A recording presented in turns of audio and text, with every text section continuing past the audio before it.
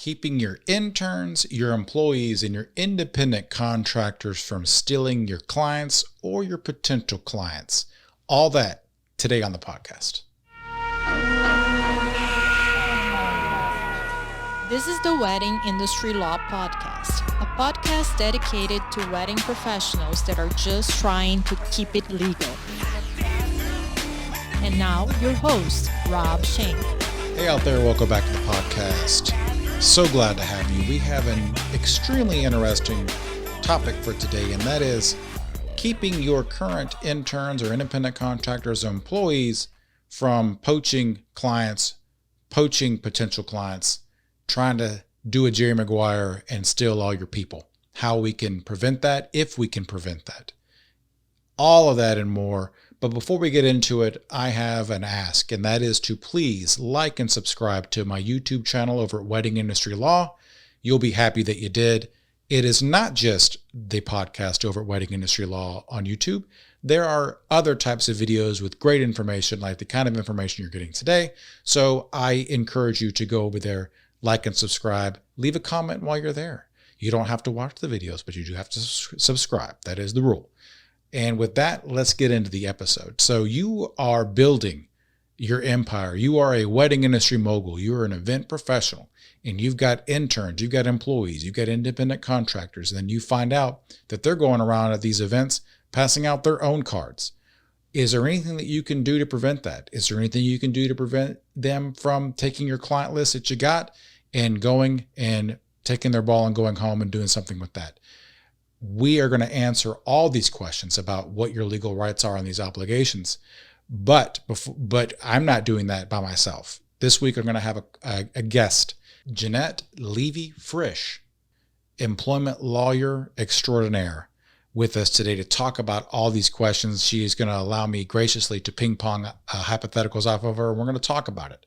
But Janette has over 20 years of legal experience, more than 10 of which she has spent in employment law. It was during her tenure as sole in-house counsel for a mid-sized staffing company headquartered in central New Jersey with operations all over the continental U.S. that she truly developed her passion for employment law. Janette currently operates under this core belief: it is possible and it is in employers' best interest to proactively solve workforce challenges before they become real problems, before they result in lawsuits or steep fines caused by government audits. Janette works with employers on most employment law issues, acting as the employer's legal wellness professional to ensure that employers are in the best position possible to avoid litigation, audits, employee relations problems, and the attendant, often exorbitant costs. She maintains a website with a fantastic blog over at theemployerologist.com. And I had to actually practice saying that a few times, but I'm going to actually spell it out for you. That's the employerologist.com. Theemployerologist.com. And it will be in the show notes. It will be in the episode description down below, and you can look her up there. She is a fantastic attorney, very knowledgeable. We are certainly glad to have her on the program. Janette, welcome to the show. Thank you. Thank you for having me. It's great to be here. Fantastic. So let me throw something at you. Okay, I'm going to give you a hypothetical. This is like law school year one. Okay, So, but I warn you, I throw things back. Okay. All right. Hopefully you're not a good aim. So I'm a few states away. So maybe you'll hit me or maybe you're not. So you're a wedding photographer, and you've hired a independent contractor we'll just assume that it's an independent contractor. There's no issue with that. So you got your independent contractor, he or she is a second shooter, and he or she is walking around the crowd. Even though you've hired that person to work for you, they're passing out cards like, hey, if you need somebody in the future, check me out. I'm, secondary shooter, blah, blah, blah, and repping his or her own business. So that's the scenario. How can we stop that? That's scenario one. Okay. Scenario two, you're a wedding planner. You've got an intern. Okay. And that intern is, you find out, is going through your client list, maybe trying to take that client list, but also maybe trying to do a Jerry McGuire and has the Ziploc bag with the goldfish in it and is like, who's coming with me when I leave? So that's scenario two. So first scenario, you got an independent contractor, somebody that works for you. I'm not necessarily an employee trying to take clients at an event. And then you've got an employee or an intern that's threatening to take clients that you got already and possibly take some employees with them. So that's kind of the scenarios I want to work through with you today. And you are definitely the expert to do that with. So what are some of the issues that we're seeing with these scenarios, and kind of what can we do to stop them? Okay, so what I want to say at the outset is, with respect to both scenarios, all right, the knee-jerk reaction by a lot of people is make them sign a non-compete. That's not the way to go with either of these. Okay, so let me just get that out there right now. Let's get that right out of the way. Okay, so yeah. Okay, let me go ahead and stop you first. Okay, what is a non-compete, and why is that not working in these situations? Okay, so a non-compete is also known as a restrictive covenant. And what that basically is saying is, when you have somebody sign that, you're having them say, I'm not going to engage in activities that directly compete with you. I'm not going to work for a direct competitor. I'm not going to set up a business directly competing with you. Now, that's not appropriate for an independent contractor because, well, they're in business for themselves. And if you don't want them working for someone else, it's like, well, on the one hand, you're getting the benefits of an independent contractor, meaning they're not your employee, you don't have those responsibilities, but when it's convenient, you want to treat them like an employee. So which is it? So it's part of it is get off the fence and decide who you want. Now, if you don't want to hire an employee, that's great. You say, well, okay, now what do I do? What do I do for this scenario if I can't have them sign a non-compete? All right, and that's a fair enough question. So there are other measures you can take short of a non-compete that can help here. And in fact, even with an employee, you should be looking at those measures first, because if those measures are sufficient to protect legitimate interests, the non-compete's probably overkill, may not be appropriate. And if it's overbroad and not appropriate, you may find yourself unable to enforce it if you went to court. So let's go back to what are the measures now. If I don't want the photographer soliciting other customers, there's something known as a non-solicitation clause. So you could put that, in the independent contractor agreement. I'm hiring you for this specific job.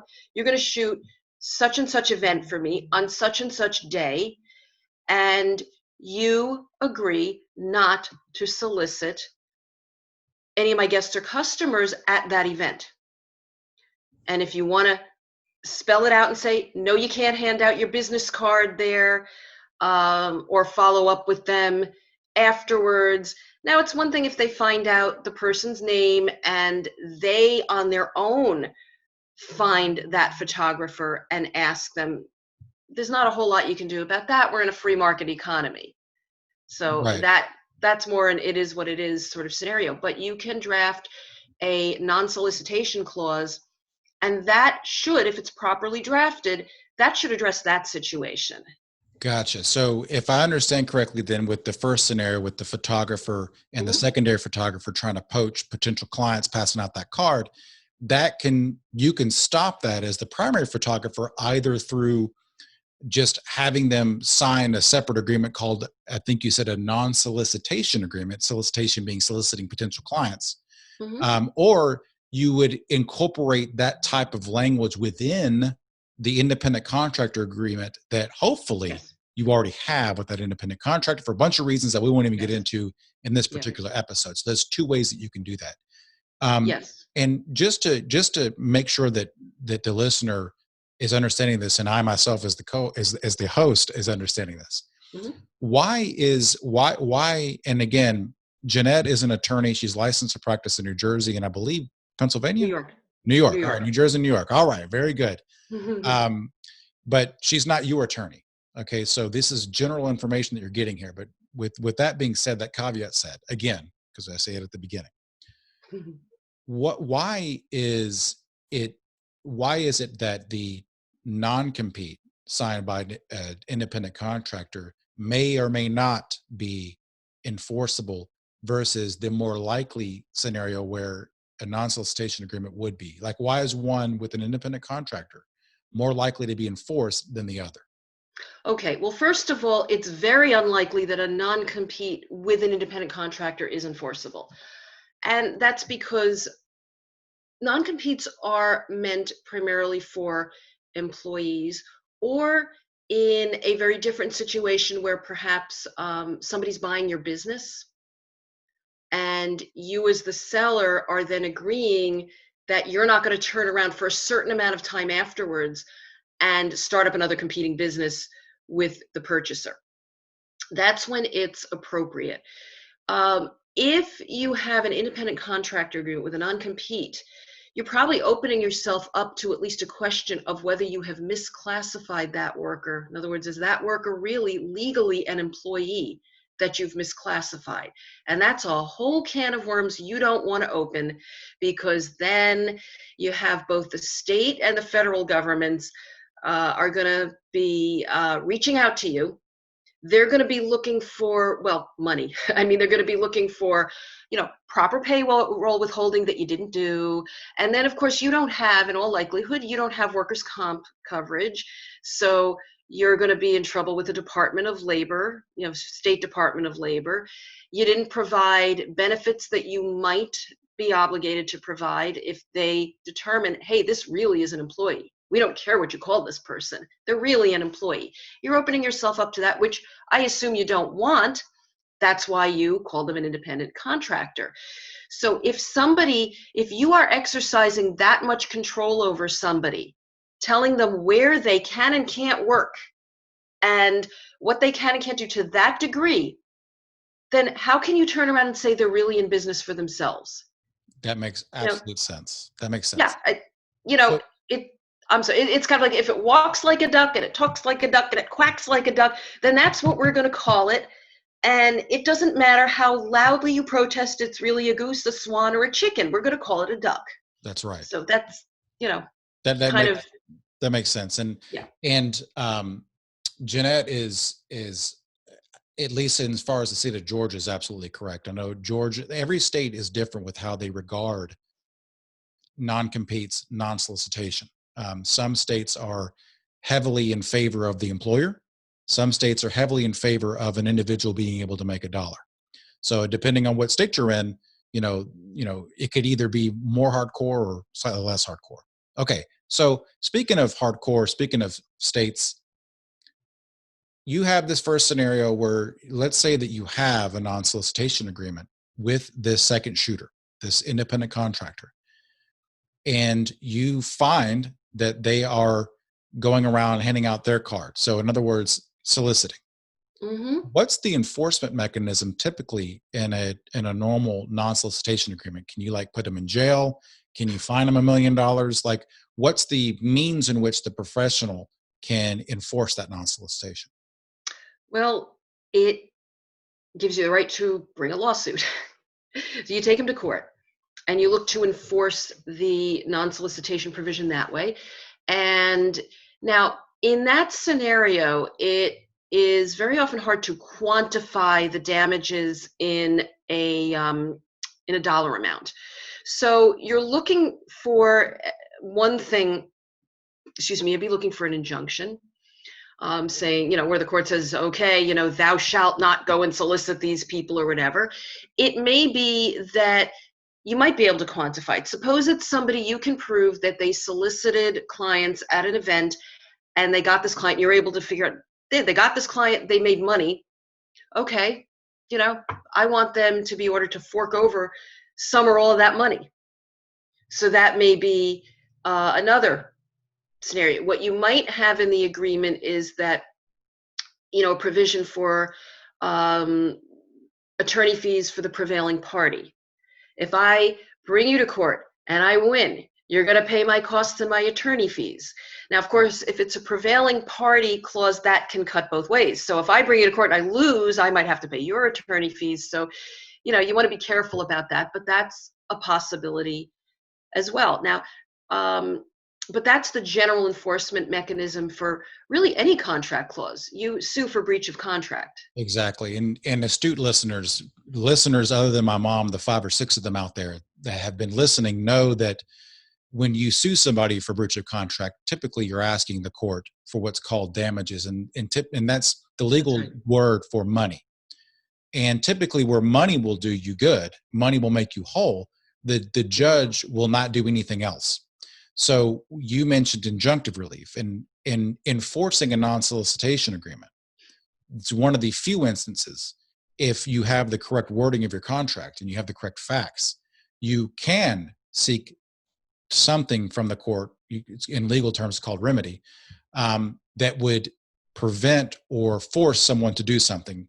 Think of typically like a restraining order, keeping somebody 500 feet from you, Yes. or if your neighbor has put up a fence, it's too close to yours, money's not going to do any good, you can get an order saying, move your fence. In this instance, theoretically, you can get the judge, if it's an emergency thing, like for example, if Beyonce was at the wedding and they solicited Beyonce's cousin's next wedding, and you want to stop that, you could theoretically go to the judge and go, I want an emergency restraining order preventing that from happening, possibly. Yeah, that's very theoretical. I don't know that if it's happening at this moment, especially if it's, let's say you're at a wedding and it's over a weekend, I don't know that you're going to get an emergency injunction over that weekend. It may not be quite that fast. That's true. That's true. There are some times where you're correct, though, that you could get the emergency injunction. How that would work out here, I can't say. Also, in any case, it's going to turn on its specific facts. Exactly. And so it's, I can answer somewhat in generalities, and then beyond that, then it's attorney stock answer number one. It depends. It depends. No, I get you. Of course, normal people love that when we say that. Right. So, okay. So, are there any other, I would say, actionable tips other than having a solicitation agreement to prevent that first scenario? What can you recommend for people? Well, first of all, what I would say with anybody in either of these situations, whether it's the independent contractor or the intern, you should also have non-disclosure provisions. Sometimes you hear of it referred to by its initials, the NDA, the non-disclosure agreement. It's confidentiality. And so you should also have in that clause a definition of what to you is confidential information, that you do not want revealed. Now, generally speaking, confidential information is not going to include anything that somebody learned or could have learned through some public means. So if I could get someone's phone number, well, maybe we don't use the actual phone book now, but I can get it online or whatever. That's available through public channels. Or information someone learned either from someone else who didn't have a confidentiality obligation, or they learned it before these provisions kicked in, then that's not going to be confidential information. But let's say information about someone's customers. It could be a customer list, it could be pricing, it could be even approaches to marketing and advertising and things like that. Or it depends on the business. I'm thinking in terms now of the photographer, but you could have other businesses that have products that are patented, things that would be considered a trade secret. When I say trade secret, I'd say think like the formula for Coca-Cola, that's a trade secret. Right here in Atlanta, Georgia. So you want something in their confidentiality provisions. If you have somebody who is doing work for you, they're developing something for you, then you might want a provision in there about intellectual property. Is this a work for hire? You're hiring somebody who now is going to own this work when they're finished with it. Now, do you want to own this work? Then you want to have that in your contract. Again, that may not apply so much to the wedding photographer, but I'm also going to assume that you have other listeners out there that may not be in the wedding industry and may still find this interesting. So, well, I think that, it's applicable because, you have different industries within the event space. So yes, for the most part, you have a lot of, I would argue, when you have a high-end client, you don't want your employees to go, oh, we're doing the wedding of so-and-so celebrity, so guest lists could potentially be confidential information, particularly That's a good point. their Yeah. unlisted phone numbers and addresses, because invitations have to go out, this type of thing. So absolutely, Sure. confidentiality can go into that aside from client lists. I know that in Georgia, for example, a client list is not necessarily protected, regardless, which is strange. Like Interesting. you could leave your employer's business with that client list in some instances. But as you were saying, a non-disclosure agreement, a confidentiality agreement with your interns, with your independent contractor, with whoever, can help protect that typically non-protectable information. So Yes.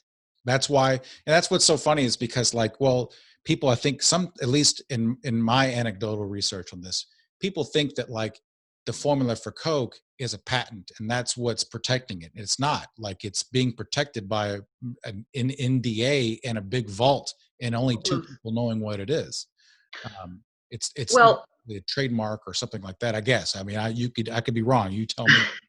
well, it is and it isn't. I mean, as long as the patent is effective, it is being protected by the patent. But first of all, after a while, patents expire right. and can only be renewed so many times. So there's that. But there's the provisions in an agreement with an independent contractor, or even actually, or also an employee for that matter. They're relevant because it's a question of, all right, after this person has designed or produced whatever it is, maybe before it's protected by the patent. So you're also going to have in there, if you have something written properly, you're going to have something in there that obligates the worker to cooperate with any process in terms of securing a patent or registering a trademark or that sort of thing. Right. So again, now what we're talking about here, most of this is about the independent contractor. We really haven't even gotten to the second scenario with the intern yet. Let's do it. Let's go Okay. in. I think we've beaten the independent contractor to death. Let's beat their employee. Have we? I don't know. Okay. Because I know a lot of people go on about that for a long time. But so the intern, similarly, the intern is not an employee. Now, a lot of people get some things not quite right with the intern either. So first of all, before you even get to the whole non-compete, that sort of thing, an intern, to be properly classified as one, is somebody who primarily, it's an educational setup, an educational benefit. They are a student at a certain school, and the school might be overseeing something. They're getting academic credit, and the primary beneficiary of that experience is the intern, not the business.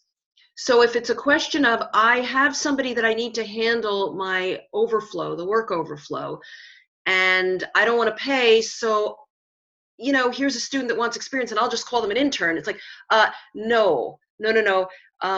That is actually very illegal on federal and state levels there. Both federal and state departments of labor will not take kindly to that if they find out about that. You have to pay somebody who's doing that work. And these interns can then come back and file claims with either the federal or the state departments of labor. They can sue for what's unpaid wages. It's also known as wage theft. So that's even before we even get to your question. Now we get to non-compete. Again, are these people who are going to have the Coca-Cola formula? Are you worried they're going to go work for a direct competitor and use that information to your detriment? And if so, you mean to tell me there isn't a lesser restraint, so to speak, to address that? Because here's the thing, when even in states that are supportive of non-competes, they're going to look at the relative hardships to each party. They're going to balance the equities. And if you've got an intern who's usually, we're talking about a high school or college student, you mean to tell me that you expect a court to turn around and tell these people they can't work in their chosen field for X amount of years?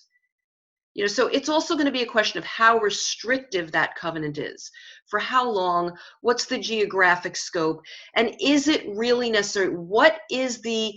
Is there a legitimate interest in here? If so, what's the legitimate interest at hand? And for that matter, then, is that really the least restrictive means to meet that interest, to protect that interest? And with an intern, probably not. So again, confidentiality provisions, non-disclosure, non-solicitation, that sort of thing. And I'm not saying that there might not be a situation where an intern shouldn't go to a direct competitor, but then you want to be careful about who is a direct competitor.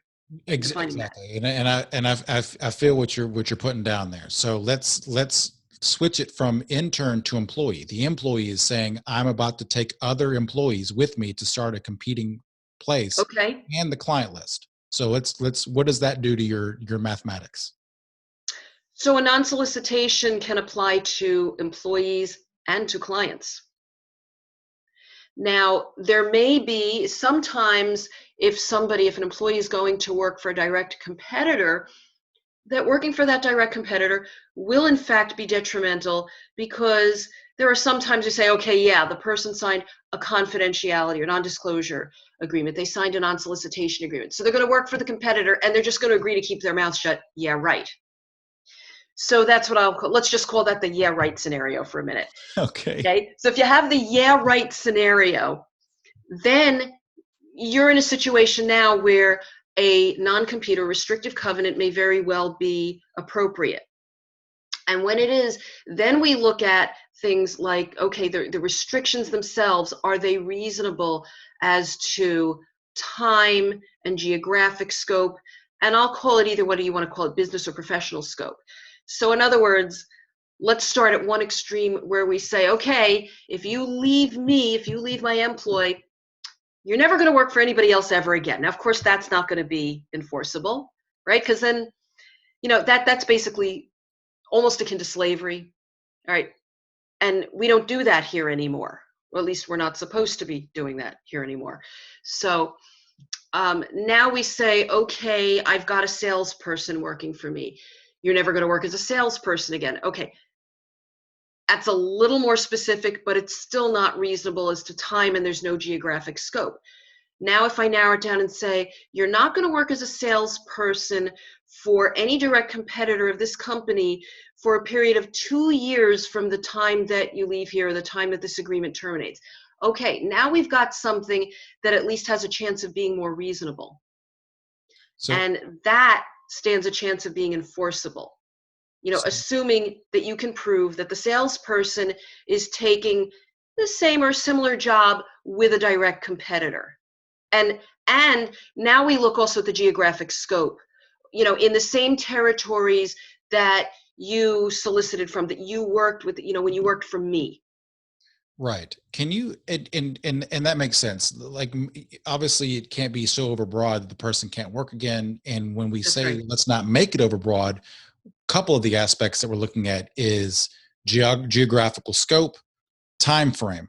Can you speak to, I don't know how to say this correctly, the work being done? So for example, there was a case that might've been Blimpies or Subway that was making their workers that make the sandwiches sign non-competes. And the judge was like, this is ridiculous. Like, what's so special about them making a sandwich at your place that you would lose something if they went down the street and made it at Jersey Mike's? Is there something along the lines of what the work actually being done?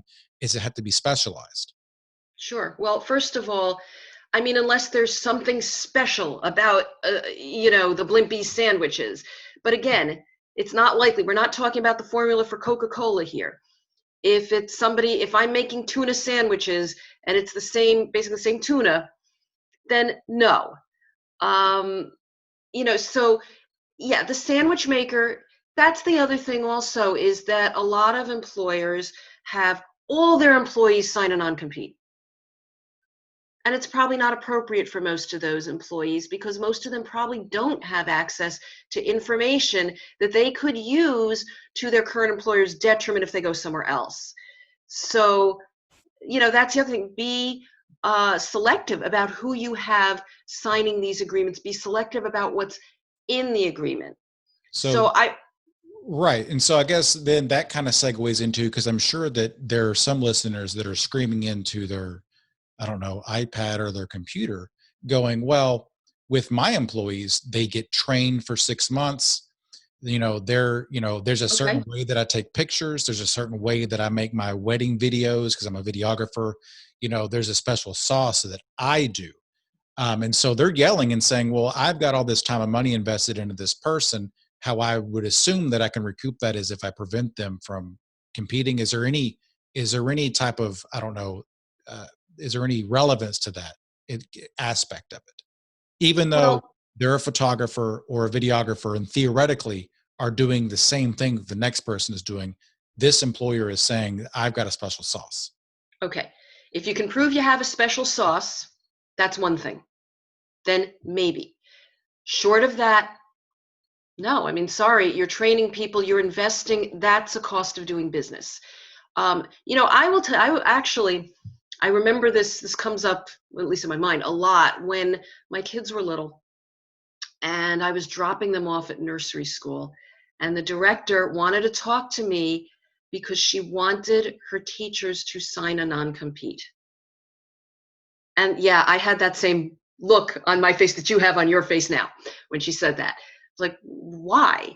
Well, because she was worried they were going to go work for somebody else. I said, but that people do that. They change jobs. Have you been at the same place for your entire working life? No. Did anybody stop you? No. I said, what is the detriment other than you're going to lose a teacher? If they're that good, treat them well, pay them well, and they won't leave, or at least they won't leave for a while. But beyond that, what do you have a special methodology that's being used here that you're worried about them using? No. If it's something that teacher does that's special and that's unique to them, well, hey, they get to take that with them. So if we're just talking about just training that anybody gets, well, that's your cost of doing business. Now, if you really have something, you better be able to show and have documentation that is very specifically, what it is. Now, on the other hand, are you going to get anybody who's going to want to do that?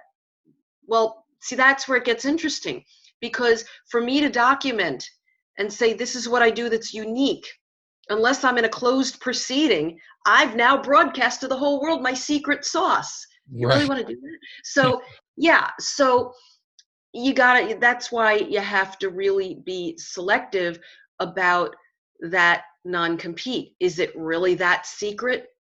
And Or is it if really it that is, special? Yeah, exactly. yeah, So, how special is this really? If it's just that you're a really good photographer, you learn some tricks of the trade, over time, this person might learn those tricks of the trade too. right. How are you going to prove that was from you and from working at you that they learned that versus, hey, they picked it up on their own? So I get it. I get it. Um, So let me ask this then. In the last couple minutes that we have, mhm. um, what are some of the ways? So if I understand correctly, you can have your employee to some extent, probably not. We're going to say probably not do a non-compete. The safer things, if you want to prevent things, is non-disclosures and non-solicitation of present clients and employees, which would just, all that is doing is preventing them from taking your current clients or taking your current employees to compete against you, but not necessarily preventing them from competing against you.